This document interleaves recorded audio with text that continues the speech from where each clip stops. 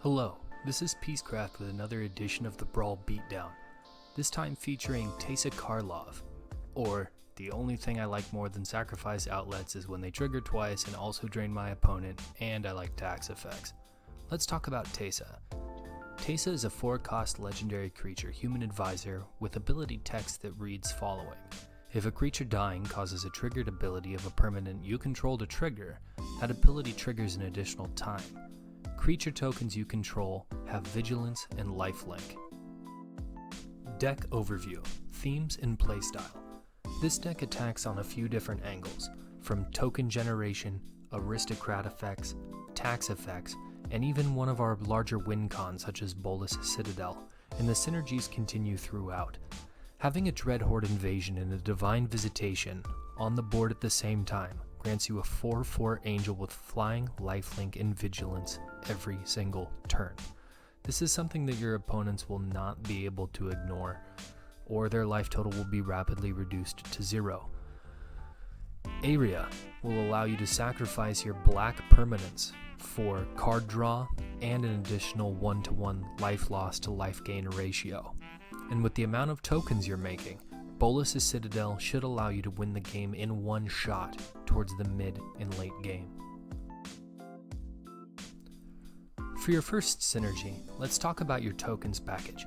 We've already covered Dreadhorde Invasion and Divine Visitation, but we have other hitter cards in this list, such as Tithe Taker, Piper of the Swarm, Dawn of Hope, Hazada Marshal, Hunted Witness, and quite a few others. Of these, Dawn of Hope and Piper of the Swarm will be pulling some of the heavier weight in this list, as Piper of the Swarm allows you to sacrifice your tokens to steal opponents' creatures, and Dawn of Hope is a draw engine in and of itself. Other token generators include the Circle of Loyalty and Ethereal Absolution. Or, using your mana, you can ramp into a large Finale of Glory, which should be close to ending the game on the spot, if it resolves. Now, let's talk about some of your sacrifice outlets. Here's a selection of a few of them on the screen. Witch's Oven will allow you to turn one of your continually generating 1/1 tokens into a food token, or one of your generated angels into 2 food tokens a turn. Remember, this can occur every turn if Dreadhorde Invasion hits the board after Divine Visitation, or your current army token is destroyed after Divine Visitation hits the board.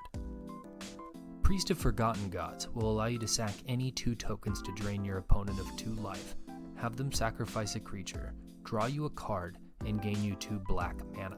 You should nearly always be willing to make this exchange versus the more mana-intensive threats your opponent should have on their board.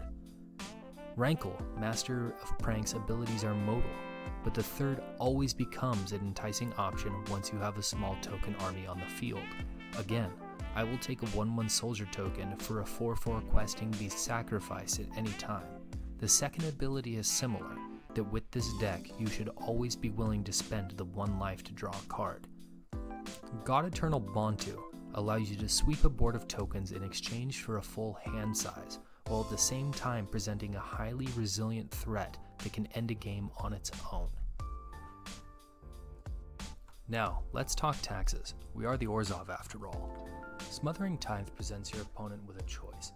Either take a tempo hit as soon as the mid-game begins, or allow you to ramp into your threats that much faster. Ill-Gotten Inheritance on upkeep is a simple 1-to-1 life swap, but it adds up, along with Revenge of Ravens, which every time your opponent attacks you with a creature is a 1-to-1 ping for each creature that opponent attacks you with, buffering your life total and reducing theirs. As for win conditions, if you have not drained your opponent of their life, if you have not beaten them with tokens or angels or any combination of your early, mid, and late game, we have Bolas' Citadel. That's it.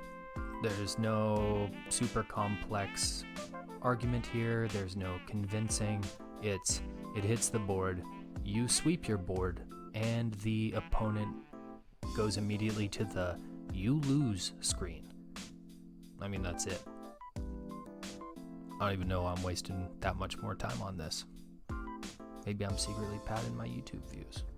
But no, seriously, Bolas' Citadel will win you this game the instant it hits the board, and your opponent gets to go into sad time. Deck overview. Final thoughts. Teysa, while being a card that hasn't made a splash in Standard, is more than equipped to be a cutthroat commander at the table.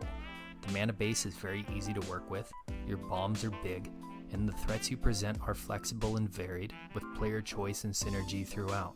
Also, your removal suite is top-notch.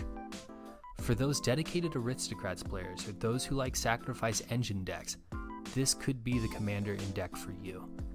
And with those thoughts, ladies and gentlemen, I'm going to wrap this one up.